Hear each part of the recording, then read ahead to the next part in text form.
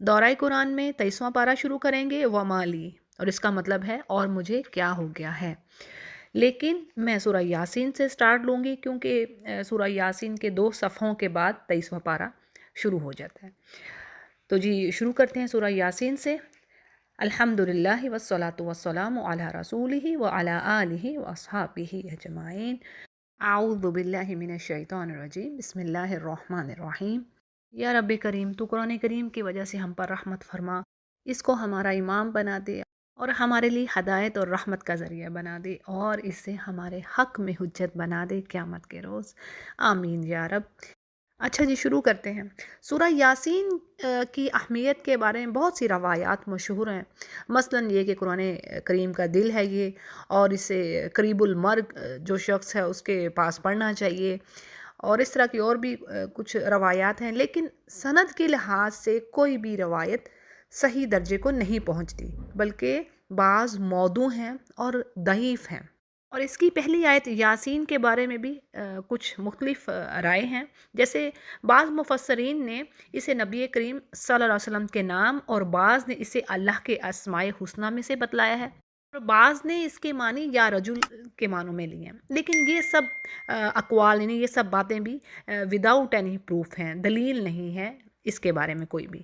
اگلی آیات میں قسم کھائی جا رہی ہے قرآن کریم کی، اور نبی کریم صلی اللہ علیہ وسلم کی رسالت کے بارے میں بات ہے، یعنی اللہ قسم کھا رہے ہیں کہ یہ قرآن کریم یقیناً ایسی پختہ کتاب ہے جو حق اور باطل میں فرق کر دینے والی ہے، یعنی جھوٹ اور سچ واضح ہے اس میں، اور یہ ایسی کتاب ہے جس میں آپ کانٹرڈکشن نہیں پائیں گے۔ یعنی آپ دیکھیں جو عام کتابیں ہیں انسانوں کی لکھی ہوئی، اس کا جو رائٹر ہے وہ سٹارٹ میں ہی لکھ دیتا ہے کہ بھی اس میں کوئی نہ کوئی غلطی ہو سکتی ہے یا کچھ اس طرح، اور نیا ایڈیشن آئے گا تو پھر اس میں یہ کام ہوگا اس طرح۔ تو اس میں تو سب سے پہلے اللہ نے فرما دیا کہ بھی اس میں کوئی شک شبہ نہیں ہے، پہلے ہی اپنے شک شبے کو دور کر لو اور پھر اس بک کو پڑھو۔ سورۃ البقرہ کی بات کر رہی ہوں۔ تو بہرحال آگے مشرکین کے ایک اعتراض کا جواب دیا جا رہا ہے کہ وہ آپ صلی اللہ علیہ وسلم کی رسالت کے ہی منکر تھے کہ آپ نبی کیسے ہو سکتے۔ تو اللہ ان کے اس آبجیکشن پر رپلائی دے رہے ہیں کہ اس قرآن کی قسم، آپ یقیناً پیغمبروں میں سے ہیں اور آپ بالکل سیدھے راستے پر ہیں، اور یہ جو کتاب نازل ہوئی ہے یہ تو ایک عزیز اور رحیم کی طرف سے نازل ہوئی ہے، یعنی عزیز کہ وہ غالب ہے، وہ اس بات پر قادر ہے کہ ان کافروں سے انتقام لے لے، لیکن اس کے باوجود وہ ان کو ڈھیل دے رہا ہے، اور یہ بھی رحم کی ایک صورت ہے۔ اور آپ کو بھیجا کیوں گیا؟ تاکہ آپ اپنی قوم کو ڈرائیں۔ کس چیز سے؟ یعنی اگر وہ اللہ پر ایمان نہیں لاتے تو اس بڑے عذاب کی پکڑ سے، قیامت کے دن سے جو اللہ کے سامنے حاضر ہونا ہے۔ اور اس کی تفسیر میں بات یہ آتی ہے کہ عربوں میں اسماعیل علیہ السلام کے بعد نبی کریم صلی اللہ علیہ وسلم سے پہلے براہ راست کوئی نبی نہیں آیا، تبھی اللہ فرما رہے ہیں کہ اپنی قوم کو ڈرائیے، کیونکہ ان کے پاس ایک مدت تک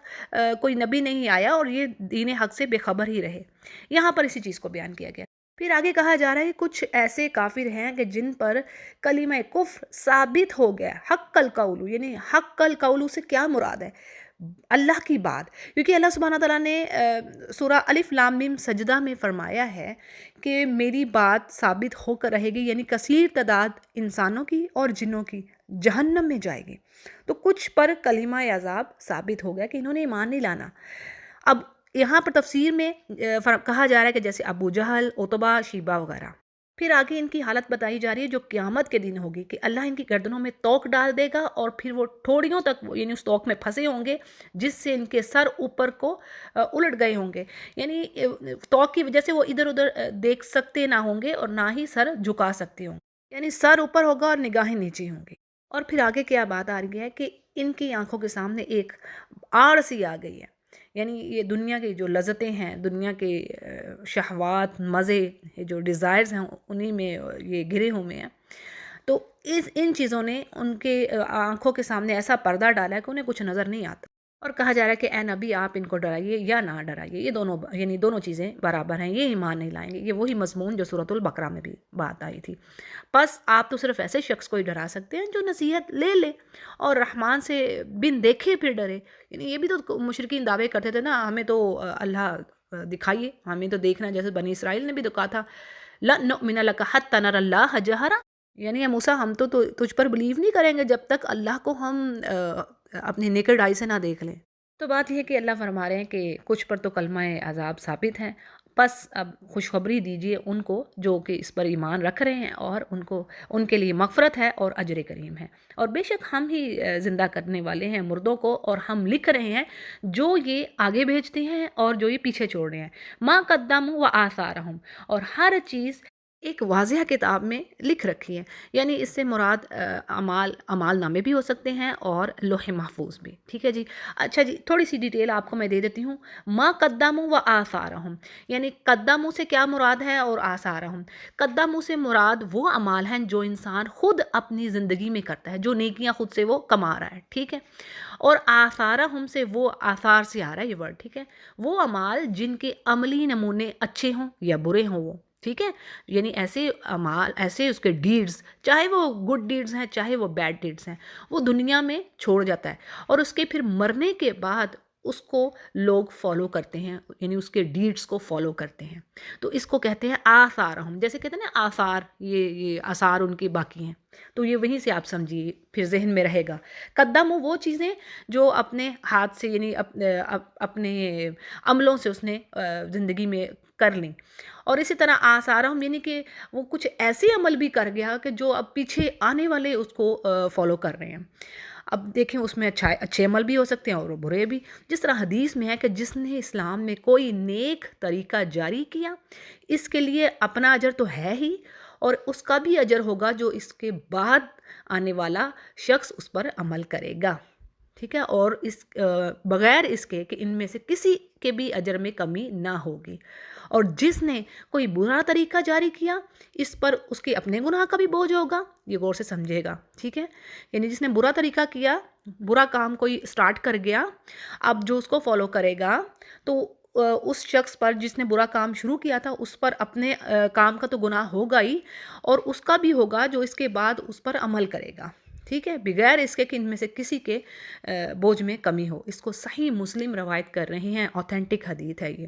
تو اللہ تعالیٰ ہمیں ان میں سے کریں جو اچھے آثار چھوڑ کے جانے والے ہوں، آمین یا رب۔ اچھا جی، اگلے پیج کو دیکھتے ہیں۔ ان آیات میں اللہ سبحانہ وتعالیٰ ایک مثال دے رہے ہیں بستی والوں کی، کہ ان کے پاس یعنی کئی رسول آئے۔ پہلے اللہ نے 2 رسولوں کو بھیجا اس بستی کی طرف تاکہ وہ لوگ ایمان لے آئیں، لیکن انہوں نے ان کا انکار کیا۔ پھر اللہ سبحانہ تعالیٰ نے ایک اور رسول بھیجا تاکہ وہ مزید ان کو اسٹرانگ کرے، مضبوط کرے، لیکن بستی والوں کا جواب کیا تھا؟ یعنی انہوں نے کہا تم تو ہماری طرح معمولی آدمی ہو، اور رحمان نے تو کوئی چیز نازل نہیں کی ہے، اور تم صاف جھوٹ بول رہے ہو، یعنی تم جھوٹے ہو۔ اس پر رسولوں نے کہا کہ ہمارا رب جانتا ہے کہ بے شک ہم تمہارے پاس رسول بنا کر بھیجے گئے ہیں، اور ہمارے ذمہ تو صرف تمہیں واضح طور پر بات پہنچا دینی ہے۔ اور پھر کیا وہ کہنے لگے کہ ہم تو تمہیں منحوس سمجھتے ہیں، اگر تم باز نہ آئے تو ہم تمہیں پتھروں سے تمہارا کام تمام کر دیں گے، اور تم کو ہماری طرف سے بڑی تکلیف پہنچے گی، یعنی اپنی اسپریچ سے باز آ جاؤ۔ اب وہ نحوست کیا تھی، یہاں پر تفسیر میں بات آ رہی ہے کہ ہو سکتا ہے کہ بارش کا سلسلہ رک گیا ہو، یا ان پر کسی اور قسم کی کوئی نحوست آئی ہو، تو وہ کیا کہنے لگے کہ جی یہ نحوست تم لوگوں کی وجہ سے ہے، تم اب یہ تم کام بند کر دو، نہیں تو ہم تو تمہیں قتل کر دیں گے، نہیں پتھروں سے تمہارا کام تمام کر دیں گے۔ تو رسولوں نے کہا تمہاری نحوست تو تمہارے ساتھ ہی ہے، یعنی یہ تو تمہارے اپنے اعمال کا ہی نتیجہ ہے جو تم کرتوتیں کر رہے ہو، اور کیا اس کو تم نحوست سمجھتے ہو کہ جو تمہیں نصیحت کی جا رہی ہے؟ تم تو بالکل ہی حد سے گزر جانے والے لوگ ہو۔ اب اگلی آیات میں ایک شخص کے بارے میں ذکر ہے۔ پیچھے ہم نے سورہ غافر میں پڑھا نا، سورۃ المومن میں بھی مومن کا ذکر، یہاں پر بھی تقریباً وہی بات ہے، لیکن اس میں ہم نے پڑھا تھا کہ وہ اس مومن کو بچا لیا، موسیٰ علیہ السلام کے ساتھ نجات مل گئی، لیکن یہاں پر پڑھتے ہیں ابھی، ٹھیک ہے جی۔ تو ایک شخص اس شہر کے آخری حصے سے دوڑتا ہوا آیا اور کہنے لگا کہ میری قوم ان رسولوں کی راہ پر چلو، یعنی ان کی بات مانو، اور یہ لوگ تم سے کوئی معاوضہ نہیں مانگ رہے، اور یہ تو سیدھے راستے پر ہیں۔ اور کہنے لگا کہ اور مجھے کیا ہو گیا ہے کہ میں اس کی عبادت نہ کروں جس نے مجھے پیدا کیا، اور تم سب اسی کی طرف لوٹائے جاؤ گے۔ دیکھیں وہ اپنی قوم کی خیر خواہی چاہتا تھا، لیکن ممکن ہے کہ اس کی قوم نے کہا ہو کہ تمہیں کیا ہو گیا کہ تم تو ہمارے معبودوں کی عبادت چھوڑ کر اس طرف چل پڑے ہو، ان مرسلین کی طرف۔ تو اس کے جواب میں پھر اس نے یہ بات کہی، اور مفسرین نے اس شخص کا نام حبیب نجار بتلایا ہے۔ پھر آگے اسی مومن کے الفاظ آ رہے ہیں کہ وہ کہتا ہے کہ کیا میں یعنی اپنے الہ کو چھوڑ کر ایسوں کو معبود بنا لوں کہ اگر اللہ رحمان مجھے کوئی نقصان پہنچانا چاہے تو ان کی سفارش مجھے ذرا بھی نفع نہ دے، اور مجھے کسی بھی قسم کے شر سے یا عذاب سے بچا بھی نہ سکے، اور پھر تو یقیناً میں ڈائیورٹ ہو گیا، یعنی میں تو گمراہ ہو گیا۔ اب آگے کی بات وہ پیغمبروں سے کر رہا ہے، یعنی اس کی دعوت توحید پر قوم نے اسے قتل کرنا چاہا، تو اب اس نے یعنی اس مومن شخص نے پیغمبروں کو ایڈریس کرتے ہوئے کہا کہ تم مجھے سنو، میں تو سچے دل سے تم سب کے رب پر ایمان لے آیا، اور اپنی قوم کو اس نے بتا دیا کہ بھی تم جو چاہو کر لو، اور لیکن میرا ایمان اسی رب پر ہے جو تمہارا بھی رب ہے۔ اور یہ کہا جاتا ہے کہ انہوں نے یعنی اس کی قوم والوں نے اس کو مار ڈالا، اور کسی نے ان کو اس چیز سے نہیں روکا، رحمہ اللہ تعالی۔ دیکھیں کیسا ایمان والا وہ شخص ہوگا جس کا ذکر قرآن کریم میں اللہ نے فرما دیا ہے، سبحان اللہ۔ اور پھر اسے کہا جاتا ہے کہ جنت میں داخل ہو جا، اور وہاں پر بھی وہ کیا اس کے الفاظ آتے ہیں، قَالَ يَا لَيْتَ قَوْمِي يَعْلَمُونَ، کہ وہ کہتا ہے کاش کہ میری قوم جانتی ہوتی، یعنی وہ مرتے وقت تک اپنی قوم کا خیر خواہ ہی رہا۔ سبحان اللہ، یہ ہے مومن کی پہچان۔ اور اس نے کہا کہ دیکھو میرے رب نے مجھے بخش دیا، بما غفر لی ربی وجعلنی من المکرمین، اور مجھے اللہ نے آنر والوں میں سے کر دیا ہے، کہ اللہ تعالیٰ ہمیں اور آپ کو بھی اسی میں سے کرے، اللہم اجعلنا منہم، آمین۔ تو یہ تھی کچھ ڈیٹیل اس مومن کے بارے میں۔ آگے اللہ سبحانہ وتعالیٰ فرماتے ہیں کہ اللہ نے نازل نہیں کیا کوئی بھی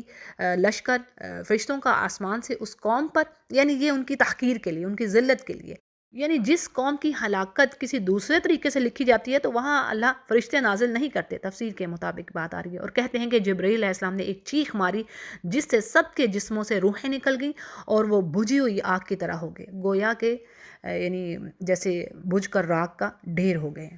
اور آگے بات آ رہی کہ ایسے بندوں پر افسوس ہے، حسرت ہے، یا حسرتاً علی العباد، یعنی حسرت و ندامت کا اظہار خود یہ جہنمی لوگ بھی قیامت کے دن کریں گے جب وہ عذاب کو دیکھیں گے۔ اور یہ کافروں کا ہمیشہ سے شیوا رہا، یعنی ان کا طریقہ کار یہی رہا کہ جب بھی کوئی اللہ کا رسول آیا تو انہوں نے اس کا ہنسی مذاق ہی بنایا۔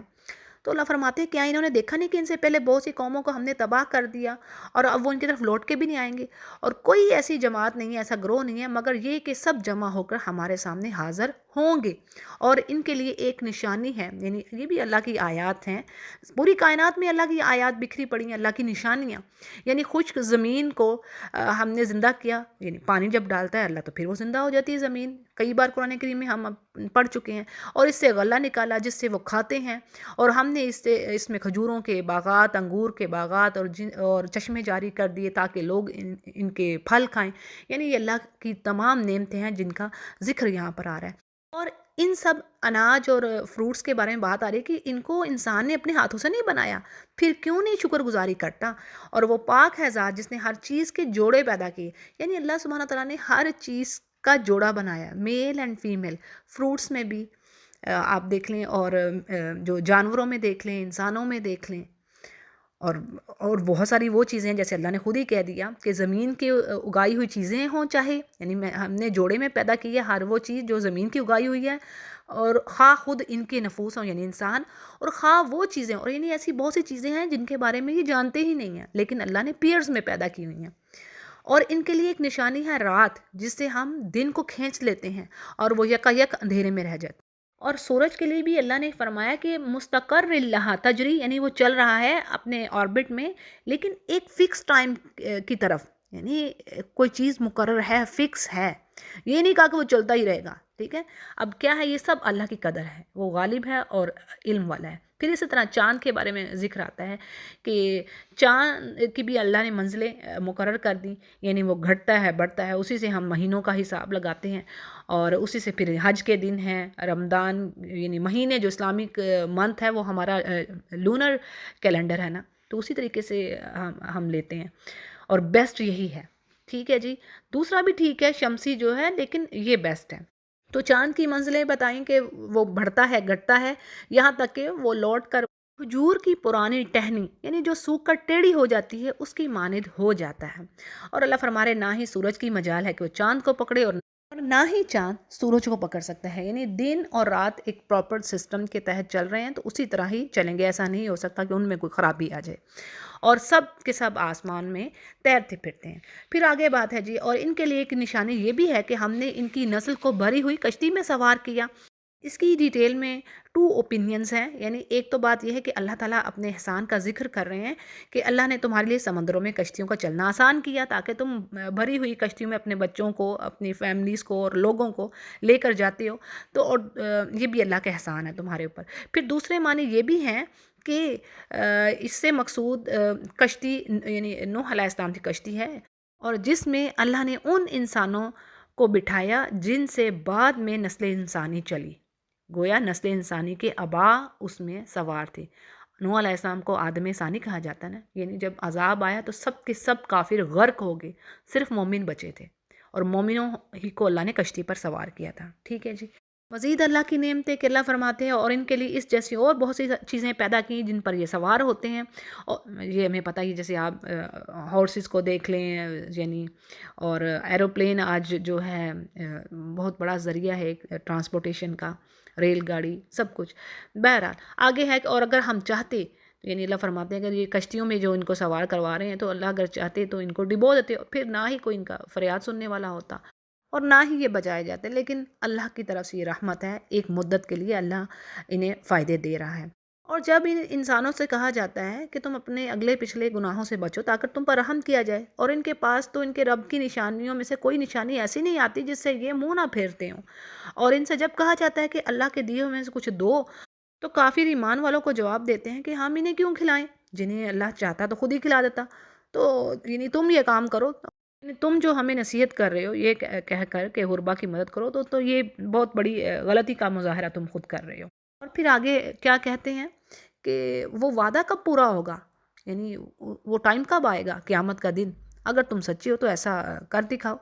اور یہ بات نبی کریم صلی اللہ علیہ وسلم کو بھی کہتے تھے، یعنی وہ ایمان تو رکھتے ہی نہیں تھے کہ وہ دن آنا ہے، یہ صرف حجت بازی، آرگیو کرنا جان بوجھ کر۔ اس پر اللہ سبحانہ تعالیٰ فرماتے ہیں کہ اور کچھ نہیں، یہ صرف ایک چیخ کا انتظار کر رہے ہیں جو انہیں آ پکڑے گی، اور یہ اس وقت بھی بازاروں میں خرید و فروخت کر رہے ہوں گے اور آپس میں بحث و تکرار میں مصروف ہوں گے کہ اچانک ٹرمپٹ میں بلو ہو جائے گا، یعنی سور پھونک دیا جائے گا اور قیامت برپا ہو جائے گی۔ اب اس کی ڈیٹیل آتی ہے کہ پھر نفخہ اولیٰ ہے، پھر نفخہ فضا ہے،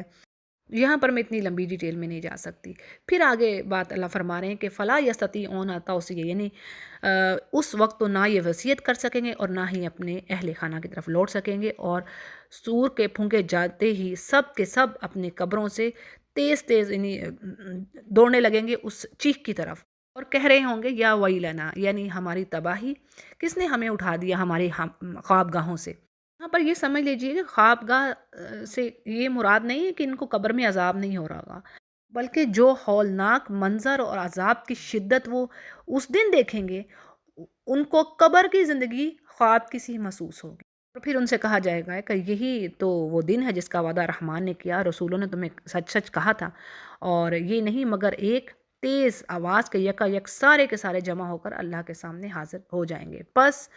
آج کے دن کسی پر ذرا سا ظلم نہ ہوگا، اور ہر نفس کو اس کا وہ بدلہ ملے گا جو وہ کرتی رہی تھی، یعنی جو اس نے دنیا میں کیا۔ ٹھیک ہے، اور کئی بار یہ بات ہو چکی کہ برائی کا بدلہ اتنا ہی ملے گا جتنی آپ نے برائی کی، اور اچھائی کا بدلہ اللہ 10 گنا سے 700 گنا تک بڑھا کر دے گا۔ ٹھیک ہے جی، اگلے پیج کو دیکھتے ہیں۔ اور بے شک جنتی لوگ آج کے دن اپنے دلچسپ مشغلوں میں خوش و خرم یعنی حشاش بشاش ہوں گے، اور وہ ان کی بیویاں سایوں میں تھرونز پر بیٹھے ہوں گے، اور ان کے لیے جنت کے ہر قسم کے فروٹس میوے ہوں گے، اور جو کچھ بھی وہ مانگیں گے، جیسے اللہ نے فرما دیا نا کئی جگہوں پر لہم ما یشاؤون، جو وہ چاہیں گے ان کے لیے وہ ہوگا، اور مہربان رب کی طرف سے انہیں سلام کہا جائے گا۔ اور پھر کہا جائے گا کہ اے گنہگارو تم آج الگ ہو جاؤ، اور اے اولاد آدم کیا تم سے بات اقرار نہیں لیا تھا کہ تم شیطان کی عبادت نہ کرنا، وہ تو تمہارا کھلا دشمن ہے، میری ہی عبادت کرنا۔ اچھا جی، اس وعدے سے مراد عہد الست ہے جو آدم علیہ السلام کی پشت سے نکالنے کے وقت لیا گیا تھا، یعنی یہ وہ وصیت ہے جو پیغمبروں کی زبانی لوگوں کو کی جاتی رہی کہ دیکھو اللہ کی طرف آؤ اور اسی کی عبادت کرو، یہی سیدھی راہ ہے۔ تو جیسے اللہ فرما رہے ہیں کہ میری ہی عبادت کرنا یہی سیدھی راہ ہے، اور تم شیطان کی عبادت نہ کرنا، اور شیطان نے تو تم میں سے بہت ساری مخلوق کو بہکا دیا، کیا تم عقل نہیں رکھتے؟ اور یہی وہ دوزخ ہے جس کا تم سے وعدہ کیا گیا تھا، اب اپنے کفر کا بدلہ پانے کے لیے اس میں داخل ہو جاؤ۔ اور پھر کہا جائے گا کہ الیوم نختم علی افواہہم، یعنی آج کا دن ہم ان کے منہوں پر مہر لگا دیں گے، سیلڈ اپ ہو جائیں گے، اور ان کے ہاتھ اور ان کے پاؤں گواہیاں دیں گے، باتیں کریں گے، گواہیاں دیں گے ان کاموں کی جو یہ کرتے تھے۔ سورہ فصلت میں آپ کو بتا چکی ہوں۔ اور آگے اللہ فرماتے ہیں اگر ہم چاہتے تو ان کی آنکھیں بے نور، یعنی ان کو اندھا کر دیتے، اور یہ راستے کی طرف دوڑتے پھرتے لیکن انہیں کچھ دکھائی نہ دیتا۔ اور اگر ہم چاہتے تو ان کی جگہ ہی پر ان کی صورتیں مسخ کر دیتے، یعنی ان کی جو پیدائش ہے اس میں تبدیلی، انسان سے پتھر یا جانور کی شکل تبدیل کر دینا، اور پھر نہ یہ چل سکتے اور نہ ہی لوٹ سکتے۔ تو یہ عذاب سے اللہ ہمیں ڈرا رہا ہے کہ دیکھو میں ان سب چیزوں کے کرنے پر قادر ہوں، کہ میں تمہاری شکلیں مسخ کر کے رکھ دوں، تمہیں اندھا کر دوں، یعنی تم سے دنیا میں بھی عذاب کا تمہیں مزہ چکھا کر میں بدلہ لے سکتا ہوں، لیکن اللہ مہلت دے رہا ہے، اللہ غفور الرحیم ہے کہ بندہ کب میری طرف پلٹ آئے۔ پھر آگے بات آتی ہے کہ اللہ فرماتے ہیں کہ اور جسے ہم بوڑھا کر دیتے ہیں اسے پیدائشی حالت کی طرف، یعنی اس کو الٹا کر دیتے ہیں، پھر بھی وہ نہیں سمجھتے۔ یعنی یہ بھی ایک اللہ کی نشانی ہے، دیکھیں ذرا کہ بعض لوگوں کو اللہ اتنی لمبی عمر دیتے ہیں کہ ان کو پھر وہیں الٹا اس کی یعنی بچوں والی اس کی حالت کر دیتے ہیں، جوانی اس کی ختم ہوگی۔ بچے میں کیا ہوتا ہے، اس میں سمجھ نہیں ہوتی، کمزوری ہوتی ہے جسمانی طور پر، تو یہی چیزیں یعنی بڑھاپے اللہ فرما رہے ہیں نا میں نے اس کو الٹا کر دیا، یعنی بچوں والی حالت میں پھر سے لے آیا۔ اور آگے قرآن کے آنر کے بارے میں بات ہو رہی ہے کہ ہم نے اس پیغمبر کو شعر نہیں سکھائے اور نہ ہی یہ اس کے لائق ہے، یہ تو ایک واضح نصیحت ہے تاکہ ہر اس شخص کو آگاہ کر دیا جائے جو زندہ ہے۔ اب زندہ ہونے سے کیا مراد ہے، یعنی جس کا دل صحیح ہے، جو حق بات کو قبول کر رہا ہے، جو دین اسلام کو، اللہ کی بات کو بخوشی لے رہا ہے، تو یہ ہے زندہ شخص۔ اور اس قرآن کے اتارنے کا مقصد کہ کافروں پر حجت ثابت ہو جائے، یعنی کافروں جو کفر پر جو ڈٹے ہوئے ہیں ان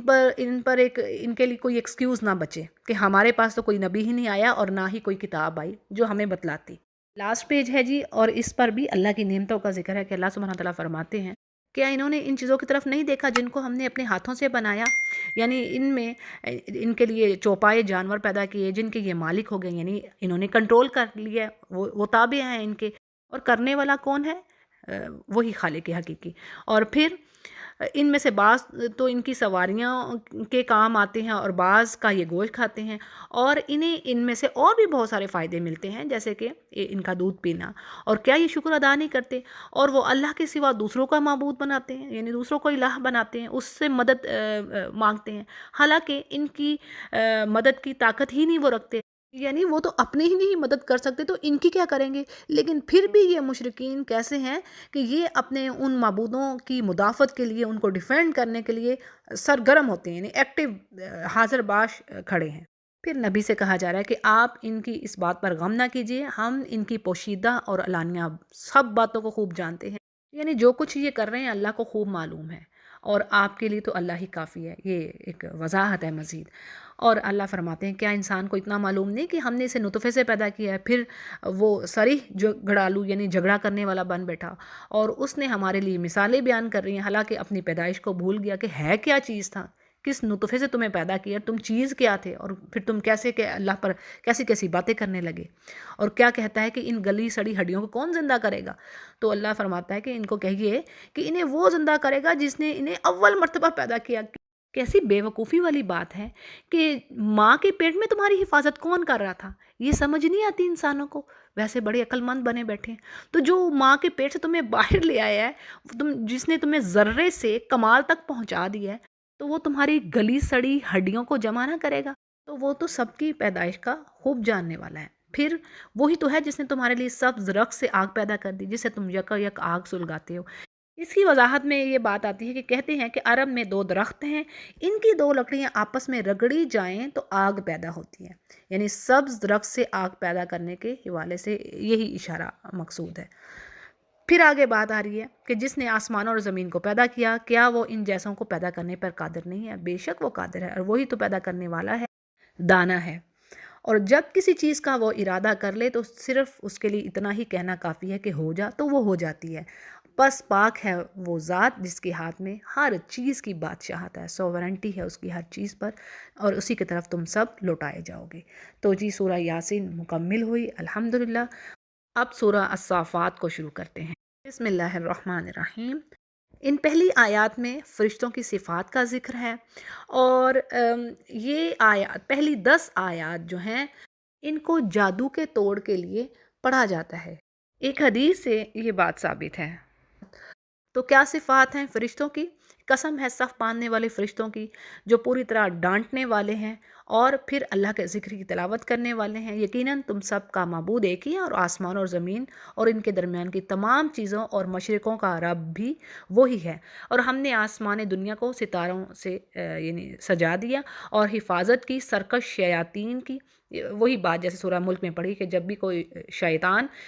بات اچک لیتا ہے فرشتوں کی، تو اس کے پیچھے شہاب ثاقب مارا جاتا ہے۔ تو یہی بات یہاں پر کہی گئی، اور ان کو بھگانے کے لیے یہ ایک دائمی عذاب کا سلسلہ ہے۔ مگر جو کوئی شیطان ایک آدھ بات اچک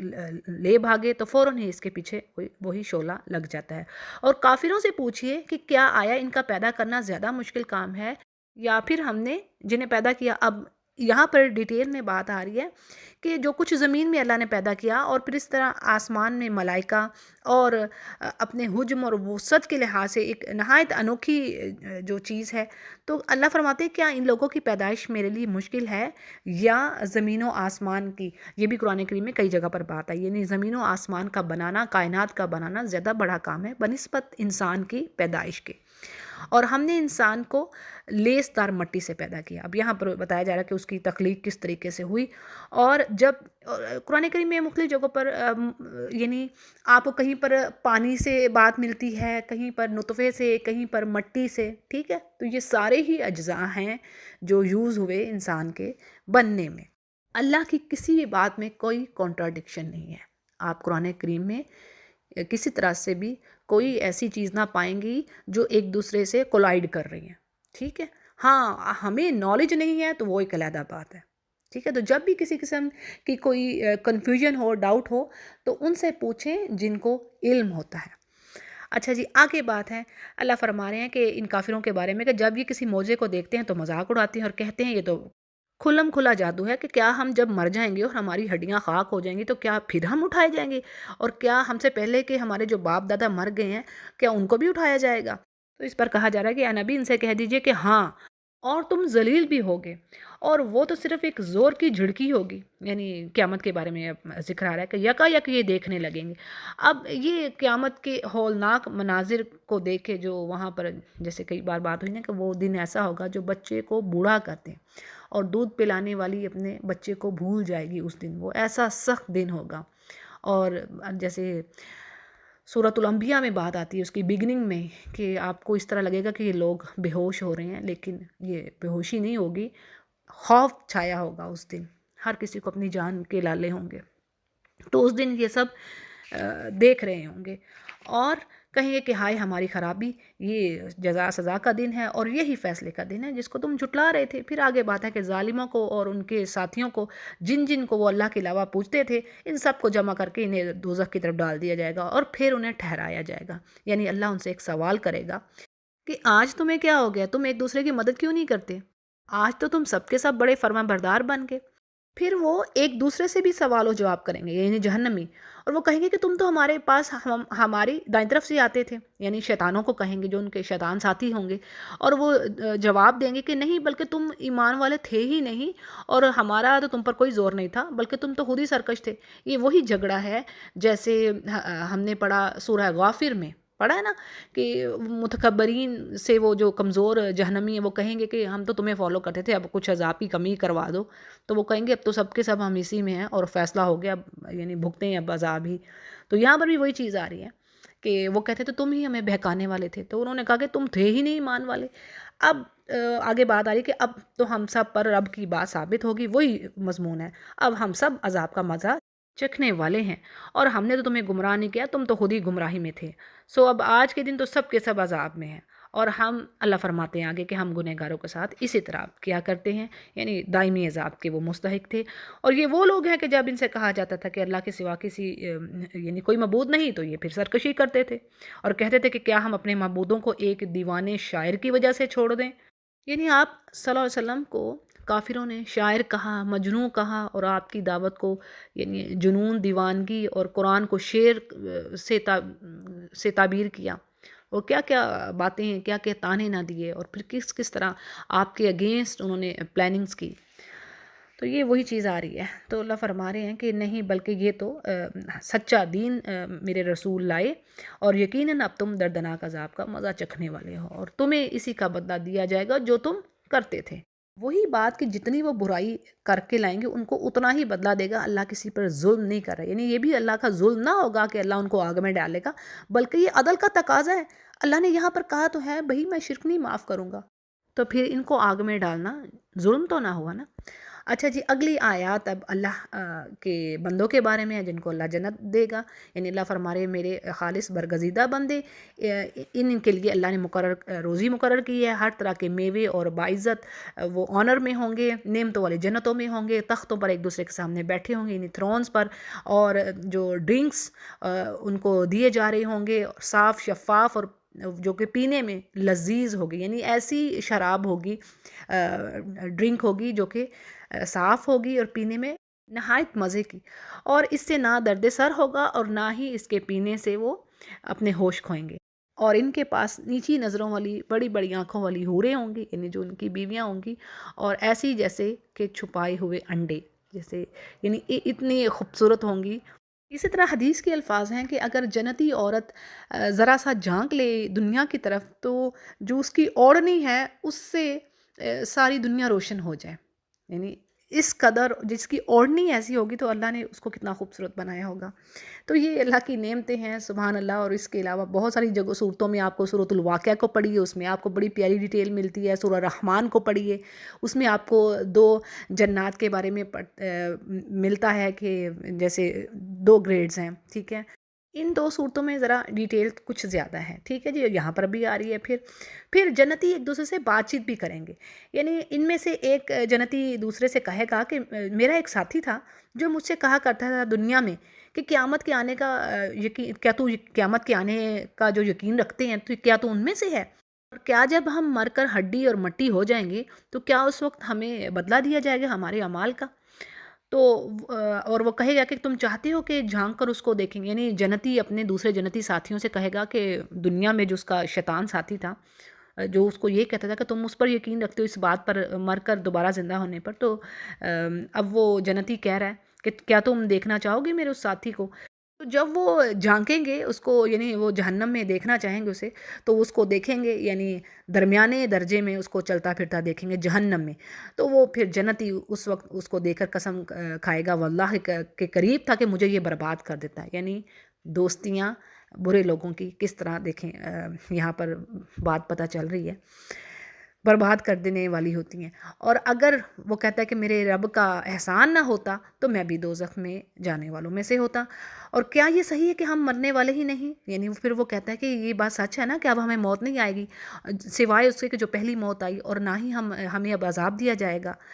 پھر تو یہ بہت بڑی کامیابی ہے، اور ایسی کامیابی کے لیے عمل کرنے والوں کو عمل کرنا چاہیے۔ تو یہ ساری باتیں جنتی اپنے جنتی ساتھیوں سے کہے گا۔ پھر آگے ذکر آتا ہے اگلی آیات میں جہنم کے بارے میں، اور ہلا دینے والی آیات ہیں، یعنی اللہ فرماتے ہیں کہ کیا یہ مہمانی اچھی ہے، یہ جو پیچھے گزری ہے، یعنی وہ شخص باتیں کر رہا ہے، تو اللہ فرماتے ہیں کیا یہ مہمانی اچھی ہے، یا پھر زقوم کے درخت کا کھانا کھانا، یعنی جو جہنمیوں کو دیا جائے گا۔ اور زقوم کے معنی بدبودار اور کریہ چیز کے نگلنے کے ہیں، اور اس درخت کا پھل بھی کھانا اہل جہنم کے لیے سخت برا ہوگا، کیونکہ یہ سخت بدبودار، کڑوا اور نہایت کریہ ہوگا۔ بعض مفسرین کہتے ہیں کہ یہ درخت دنیا کے درختوں میں سے ہے اور عرب اس کو جانتے ہیں، جبکہ بعض کہتے ہیں کہ یہ کوئی دنیاوی درخت نہیں ہے اور اس سے اہل دنیا نا واقف ہے۔ پھر آگے ہلا دینے والی آیات ہیں اس درخت کے بارے میں کہ بے شک اللہ نے ظالموں کے لیے اس کو سخت آزمائش بنایا، اور بے شک یہ جو درخت ہے جہنم کی جڑ سے نکل رہا ہے، یعنی اس کی گہرائی سے، اور جس کے جو خوشے ہیں، یعنی اس کے جو کھانے کے جو فروٹس کہہ لیں، شیطانوں کے سروں کے جیسے ہوں گے۔ یعنی جس طرح کسی اچھی چیز کے لیے مثال دی جاتی ہے نا کہ وہ چیز ایسی ہے جیسے وہ کوئی بہت ہی بہترین چیز کی مثال دی جاتی ہے، اور اس کے لیے یعنی ایسی مثال دی گئی ہے کہ شیطانوں کے سر، یعنی سب کریہ چیز۔ پھر آگے بات آتی ہے کہ جہنمی اس درخت سے کھائیں گے اور اسی سے پیٹ بھریں گے، پھر پھر اس پر ان کو پینے کے لیے گرم جلتا ہوا پانی دیا جائے گا، اور زقوم کے کھانے کے بعد، گرم پانی پینے کے بعد انہیں دوبارہ جہنم میں پھینک دیا جائے گا۔ پھر آگے اللہ فرماتے ہیں کہ یقین جانو کہ انہوں نے اپنے باپ دادا کو بھی بہکا ہوا پایا، یعنی وہ بھی کافر تھے اور یہ بھی اسی نقش قدم پر چلے، اور ان میں سے پہلے بھی بہت سے لوگ بہک چکے، اور جن میں ہم نے ڈرانے والے رسول بھی بھیجے تھے، یعنی کتنی قومیں اللہ نے ہلاک کی، لیکن ہر قوم کے پاس نبی آیا۔ یہ قرآن کریم میں اللہ نے جگہ جگہ فرما دی کہ میں نے کسی بستی پر ظلم نہیں کیا، بلکہ اس کے اہل جو تھے خود ہی ظلم کرنے والے تھے۔ اور اب آپ دیکھ لی کہ جنہیں دھمکایا گیا تو ان کا انجام کیا ہوا، سوائے اللہ کے برگزیدہ بندوں کے، یعنی اللہ نے ان کو تو بچا لیا۔ کئی جگہوں پر یہ بات آئی ہے، اور ہمیں نوح نے پکارا تو ہم نے کیسے ہم اچھے دعا قبول کرنے والے ہیں۔ یعنی نوح علیہ السلام کی مثال دی گئی کہ 950 سال تک انہوں نے تبلیغ کی، اس کے باوجود ان کی قوم سے چند ہی لوگ نکلے جو کہ مومن تھے۔ پھر جب انہوں نے محسوس کیا کہ اب یہ تو ایمان نہ لائیں گے، تو پھر اللہ نے کہا کہ اب ان پر عذاب آنا ہے اور ان کو اب ہلاک کیا جائے گا۔ اور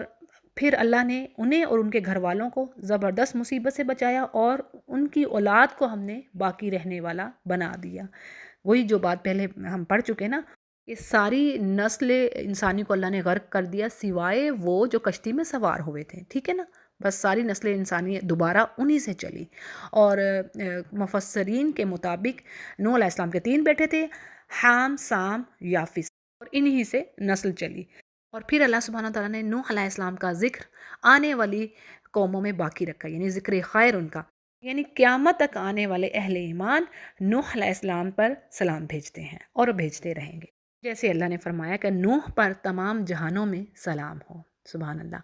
اور اللہ فرماتے ہیں کہ ہم نیکی کرنے والوں کو اسی طرح بدلا دیتے ہیں، نیت خالص ہو، اللہ تعالیٰ قبول فرمائے ٹوٹے پھوٹے سے کام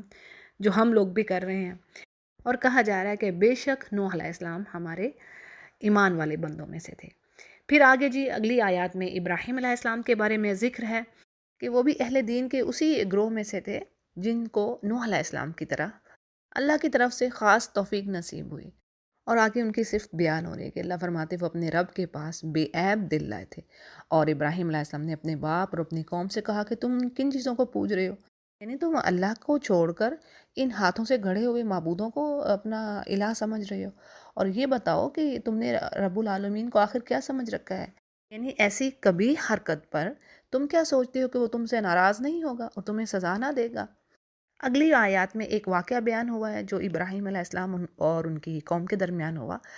اس واقعے کی ڈیٹیل کچھ اس طرح ہے کہ ان کی قوم ایک دن باہر جا کر بطور عید اور قومی تہوار کے منایا کرتی تھی۔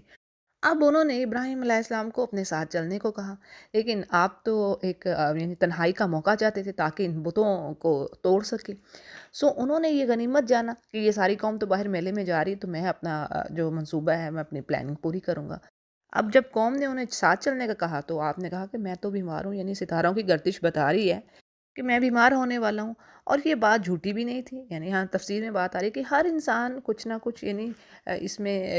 ایک تو بیماری تو ہوتی ہے، لیکن دوسری بات کہ ابراہیم علیہ السلام جو ان کی قوم شرک کر رہی تھی اس چیز سے بڑے یہ بہت بڑا روگ تھا جس سے دیکھ کر وہ کڑتے رہتے تھے۔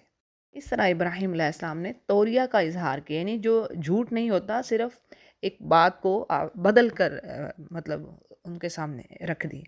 تو قوم کے جانے کے بعد آپ چپ کر کے ان کے معبودوں یعنی بتوں کے پاس جاتے ہیں اور فرماتے ہیں کہ تم کھاتے کیوں نہیں ہو، یعنی وہ جو حلویات بطور تبرک ان کے پاس پڑی ہوئی تھی، آپ نے کہا کہ تم کھاتے کیوں نہیں ہو، ظاہری بات ہے انہوں نے کہاں سے کھانی تھی، بلکہ وہ تو جواب دینے پر بھی قادر نہ تھے۔ اور پھر کہا کہ تمہیں کیا ہے کہ تم تو بات تک نہیں کرتے، اور پھر پورے زور سے دائیں ہاتھ سے